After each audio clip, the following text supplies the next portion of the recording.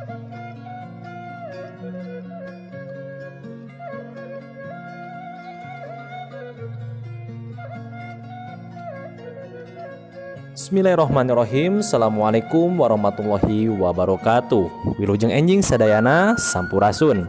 Patepang deui sareng Bapa Yanwar Yusuf dina pelajaran bahasa Sunda khususna kanggo kelas 8 SMP Pudei Al Muhajirin. Dina pertemuan ayeuna insyaallah urang bakal ngabahas atau urang ngalajengkeun deui pembahasan masih ngeunaan jenis-jenis deskripsi anu minggu kamari ku urang tos dibahas. Nah, satacan dikawitan, mangga kanggo hidup sadayana, kanggo pengabsenan sapertos biasa tiasa ditulis di kolom komentar channel YouTube Bapak ku cara nuliskeun nami lengkap sareng kelasna masing-masing. Oke, urang dikawitan wae kanggo materi bahasa Sunda kelas 8 dinten ayeuna. Nah, kamari urang atos ngabahas sababaraha jenis wacana deskripsi anu mana jenis wacana deskripsi anu dibahasnya nyaeta kahiji deskripsi ekspositoris ya, ekspositoris. Anu kadua nyaeta deskripsi impresionistik. Nah ya, sekali deui minggu kamari urang atos ngabahas ngeunaan wacana deskripsi ekspositoris sareng anu kadua nyaeta wacana deskripsi impresionistik. Nah, jadi kanggo hidup sadayana anu tacan terang naon sih deskripsi ekspositoris sareng impresionistik teh, mangga tinggal dibaca wae nya buku paketna halaman 32. Nah, dinten ayeuna Bapak bakal ngabahas atau ngalajengkeun deui nya ngeunaan jenis-jenis deskripsi. Oke. Anu katilu nyaeta deskripsi sugesti. Nah, ya di dia aya kecap sugesti. Nah, naon sih pengertianna deskripsi sugesti? Deskripsi sugesti teh nyaeta wacana deskripsi anu nyiptakeun daya hayal atawa imajinasi nu maca ngaliwatan ungkara-ungkara pinilih pikeun ngagambarkeun ciri, sifat, jeung watek hiji objek. Nah ya, jadi dina deskripsi anu ieu mah jelasnya aya kecap sugesti. Maksudna sugesti teh di dieu dina tulisanana teh urang tujuan urang teh supaya anu maca teh bisa ngagambarkeun atawa ngaimajinasikeun nya ku cara ngagambarkeun ciri, sifat, watek hiji objek. Nah eta deskripsi sugesti.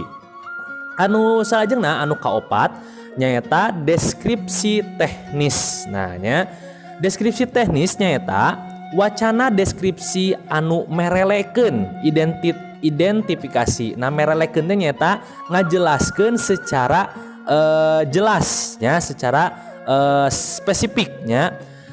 Deskripsi anu merelekeun identifikasi atawa informasi ngeunaan hiji objek nepi kanu maca bisa kenal kanu objek nu didadarkeun nalika panggih langsung jeung objekna. Nah, jadi dina deskripsi teknis ieu mah ngajelaskeun secara terperinci, secara jelas sejelas-jelasna hiji objek nya. Tujuanna teh supaya pembaca ketika manggihan eta objek bisa apal. Contoh misalnya, Bapak bade nulis wacana deskripsi ngeunaan komputer. Nah, ku Bapak teh digambarkeun secara merele nya atawa secara jelas supaya anu maca ketika manggih jeung komputer teh bisa apal. Oh, ieu teh komputer. Atau bisa ngabedakeun, oh ieu teh komputer, oh ieu teh laptop, oh ieu teh TV. Nah nya, jadi eta tujuan deskripsi teknis. Jadi ngagambarkeun secara terperinci supaya secara terperinci hiji objeknya supaya anu maca teh kenal nya atawa apal kana objek anu diwacanakeun atawa dicaritakeun ya.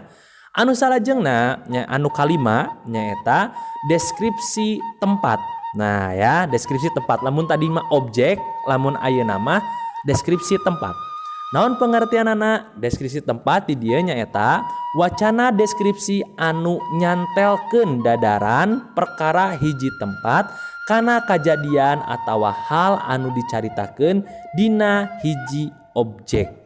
Nah ya, jadi misalnya lamun dina nyaritakeun hiji perkara atawa hiji hal nya urang nyaritakeun pastinya aya patempatan anu digambarkeun. Nah nya, nah tempat-tempat di nu digambarkeun di dinya teh disebutnya eta deskripsi tempat. Makanya di sini aya kecap anu nyantelkeun dadaran perkara hiji tempat.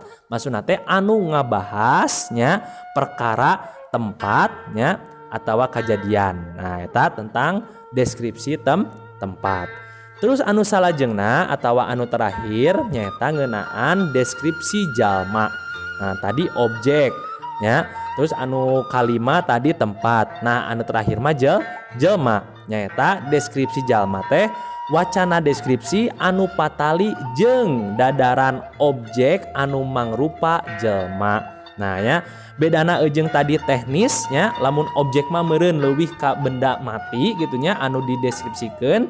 Lamun deskripsi jalma mah jadi objek teh nyata mangrupa jelma nya atau benda-benda hirup. Nah ya khususnya nyata jelma. Nah itu panginten ngeunaan jenis-jenis deskripsinya. Jadi sekali di jenis deskripsi teh sadayana aya genep.